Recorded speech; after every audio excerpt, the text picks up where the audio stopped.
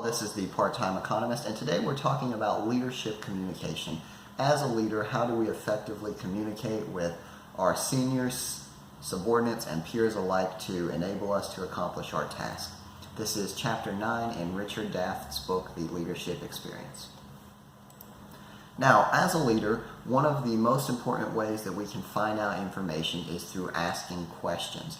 There are broadly two types of questions we can ask. We can ask leader-centered questions or follower-centered questions. Now, the leader-centered questions are more about helping us find out what's going on, right? We're asking these questions to gain information.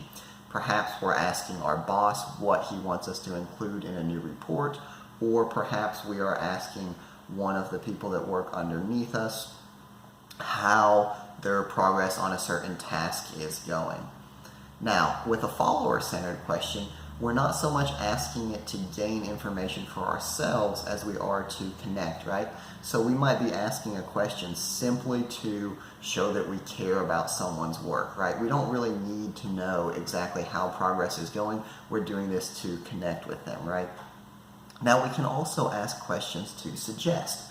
So instead of specifically telling someone to consider the impact of a new tax policy on opening a new store, we could instead suggest it and say, have you considered the increased property taxes in a certain county? How will that affect the opening of this store, right? We're not telling them they have to, but we're gently suggesting through asking these follower-centered questions.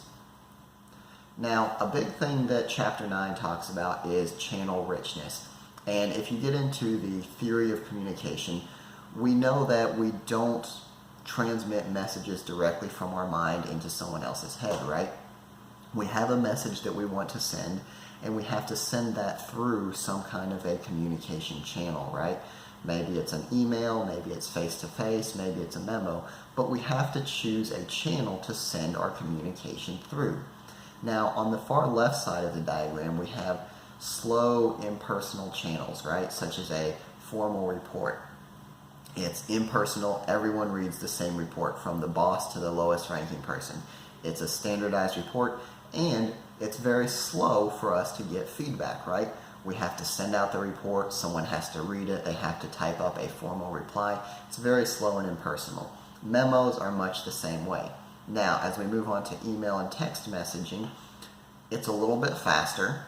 It's a little bit more personalized, and we can get quicker feedback, right? Someone can text us back immediately, or they can email us back, right? Now, not only that, but we can convey much more information as we move up to telephone and face-to-face, right? With email, text, memos, and formal reports, the only information that can be conveyed is the written words on a page, right? But when we move up to telephone, not only is our communication more personal, we get instantaneous feedback, and we have voice cues, right? We have in the tone of our voice that conveys additional information as opposed to what's just written on a page. And then moving up to face-to-face communication is the most personal, the fastest feedback, and it has the advantage that we also get body cues, right? The nonverbal communication. Now, this isn't to say that face-to-face conversations are the best for every type of situation, right? Because on the bottom left, we see that the slow, impersonal things like formal reports and memos can also be planned and scripted, right? So if we're having a face-to-face conversation, everything's not going to go exactly as planned, right? Whereas with a formal report, we can take our time, we can write the report over a number of days to make sure it sounds just perfect. The added benefit is that it is recorded, right? We can look back and see when a report was issued, so we have a paper trail, right? We have a record of us doing a certain thing. As we move up to email and text, again, it's still recorded, it's still planned. You might have a little bit less planning when you're responding to an email or a text because you feel the need to urgently respond. And then as we move up to telephone and face-to-face, we have spontaneous conversation, right? Someone could take the conversation a different place than we were even considering. And for the most part, we're not going to have records of telephone calls and especially face-to-face conversation.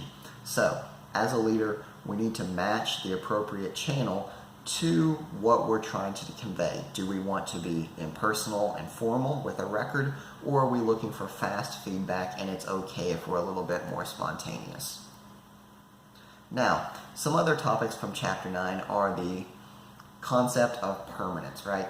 Especially when we're talking about permanent channels of communications, such as cell phones, text messages, the formal reports, and the memos. Those reports, especially in the digital world, are going to be permanent, right? They're going to be on someone's phone, and they're going to be in someone's email box, in their junk folder. They're going to be on servers, right? So especially when we're talking about these permanent forms of communication, we want to be very cautious of what we say, because that stuff is going to be there forever. And the way we feel today about something might not be the way that we feel tomorrow. So we want to make sure that whatever we're saying is always professional and that we're always assuming that it's going to be there forever. Now, the other thing, especially with the digital communications, is forwarding, right? Anytime we say something, share something, or email, that message, it has the possibility to go beyond the intended recipient, right? If we send an angry email about our boss to our colleague, they could easily forward that email to our boss, right? If we send an angry text message berating the company, right, it's too easy to screenshot that and send it to someone else. So those are the final thoughts for Chapter 9. It's been talking about communication and how we ask questions, both to elicit information for our own sake and to guide our followers in the right direction. And then we also talked about choosing the appropriate channel of communication depending on the situation. I hope the video has been useful, and I will see you next time.